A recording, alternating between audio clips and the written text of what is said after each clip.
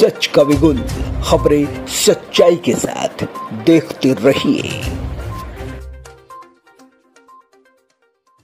आज काय तर म्हणे तिथे मुस्लिम मोहल्ल्यांमध्ये आणि काही तुमच्या मशिदींमध्ये फतवे निघतायत की काँग्रेसच्या उमेदवारांना सगळ्या मुसलमान समाजांनी मदत करावी, मतं द्यावीत। अनेक मुसलमान आहेत जे सुन्नी आहेत, ज्यांना अकल आहेत, ते यांच्या वाट्याला जाणार नाहीत। त्यांना समजते काय चाललंय राजकारण। ते आता हे निवडणुकीच्या तोंडावरती हे तुम्ही फतवे काढताय।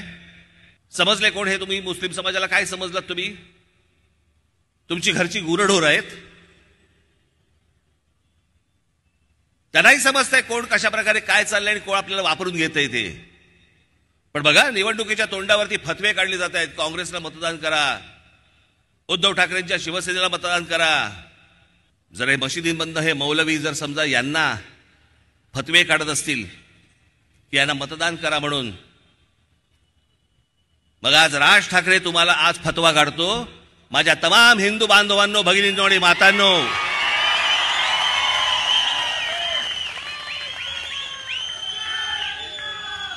मुरलीधर मोहोळ असतील, भारतीय जनता पक्षाचे काही अजून इतर कुठचे शिंदेचे, अजित पवारांचे जे उमेदवार असतील,